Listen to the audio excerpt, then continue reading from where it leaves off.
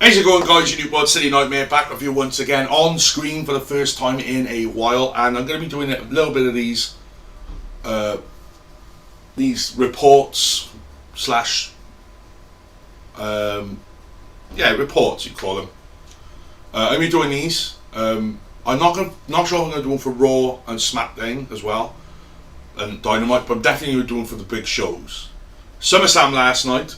It was a really good show for me. I'm going to be giving it a rating as well at the end, so that's how we're going to do this. I was really interested in SummerSlam going into it, just to see if Triple H could put a stamp on things. I thoroughly enjoyed SummerSlam last night, and it was a good show. So we kicked things off with Bianca Vale versus Becky Lynch. This was obviously a rematch from WrestleMania back in April. It was a good match, a 15-minute match. You know, we put these two women in the ring, it's always going to be a banger.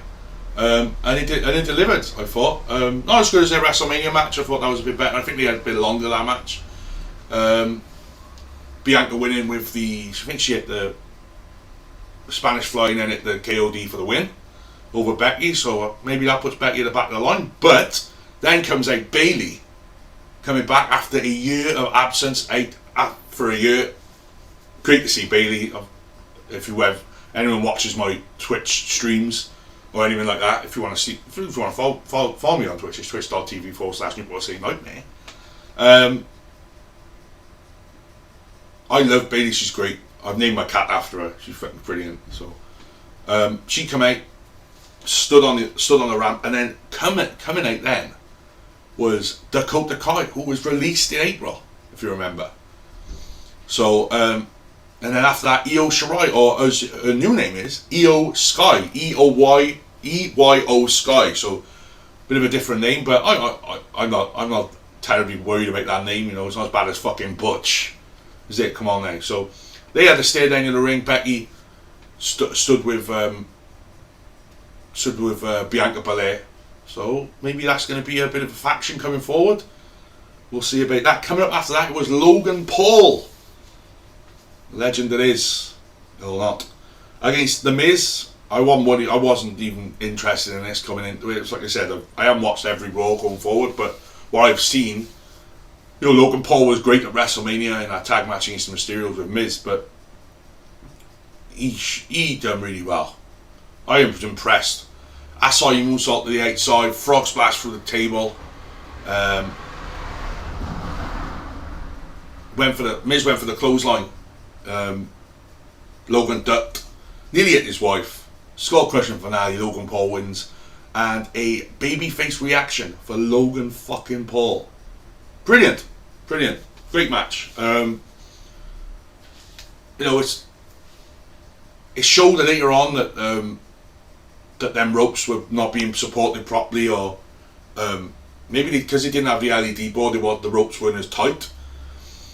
So that weren't great, but yeah, good match. Logan versus Miz. We then had Lashley versus Theory for the United States Heavyweight Championship. United States Championship. I would call it the US Heavyweight title because that's what they called it in WCW. Yeah, it was like I said, it was a good match. It weren't good, really. No, it was a 4-minute squash by Lashley. Theory hits him with a briefcase coming into the thing. And then by the end of it, Theory just gets tapped out with a hurt lock. So Lashley's still the US champion. I think that was a good thing for them. I'm glad they decided to do that. Yeah. General. So we go on then to the Mysterios against the Judgment Day, of course, on Raw Monday night. I'm saying like fucking Michael Cole in the 90s. Let's see from Raw Monday night. Of course, Mysterio's 20th anniversary, which was really good, I thought. Really well done. And then Rhea Ripley coming back, and the Judgment Day beating him up in the backstage area, so that was pretty cool. This match was alright. You know, I didn't think it was amazing, but it was a no DQ tag match, and they were just using it as a normal tag. They're tagging in and out. It's no DQ. That referee can't do fuck all.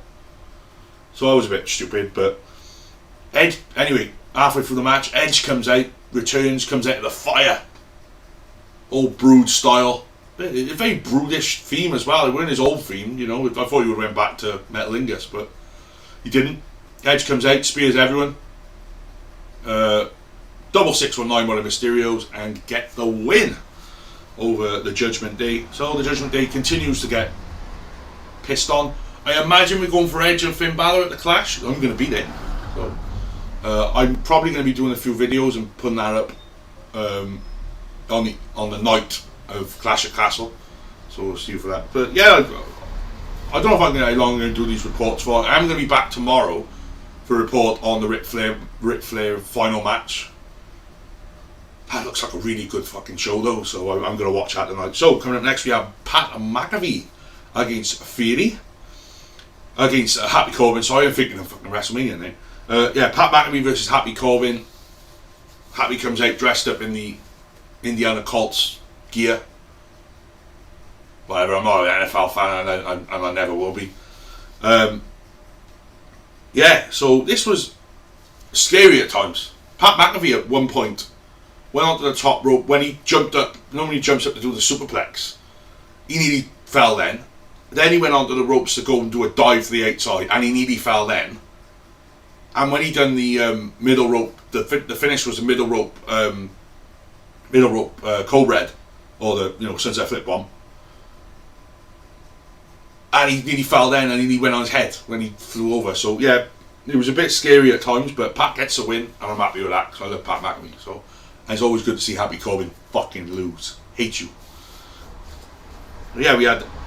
Next we had the Usos against the Street Profits with the special guest referee Double J, J double F, J R, J double R, E double T. That's Jeff Jarrett. This was alright. This wasn't as good as the last match they had.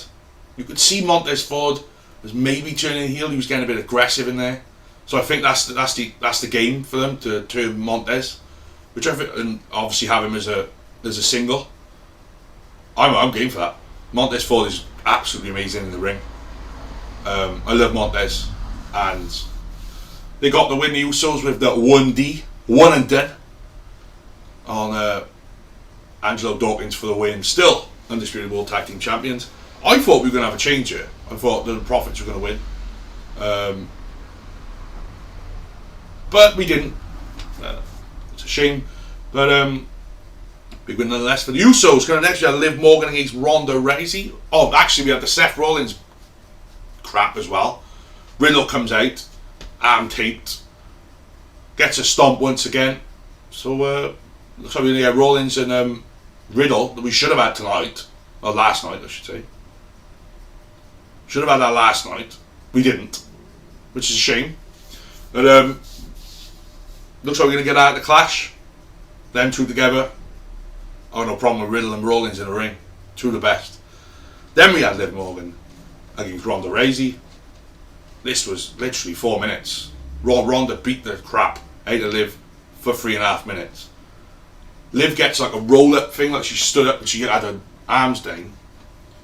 1, 2, and then 2.5, she's tapping out, but the referee didn't see that. 3.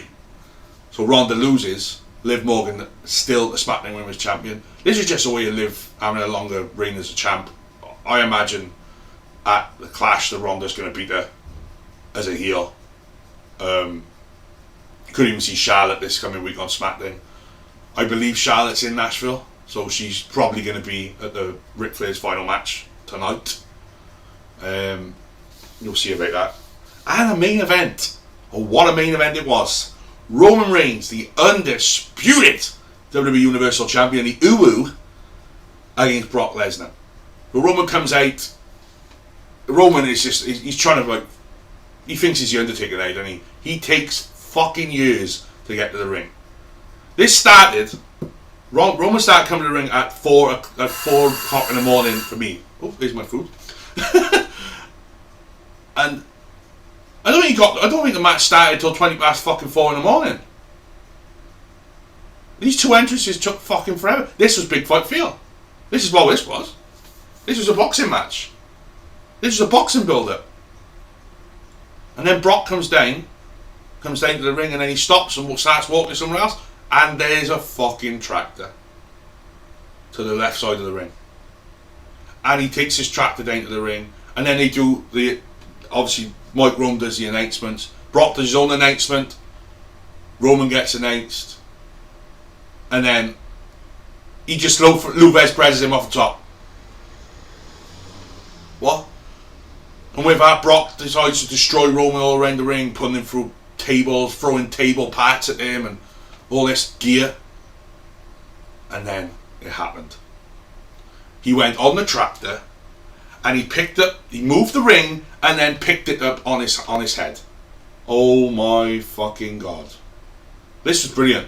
This was outstanding. And then in the end, Roman, he must have hit Brock about 50 times with the belt, and finally, Fury come down at one point as well. He got beat up as well. So everyone thought, oh, Fury's gonna cash in. That was that. So yeah, Roman wins. This show was basically, for me, it's a fucking 9 out of 10 show. So that's gonna do it for my first report of a show. I'm gonna be back tomorrow.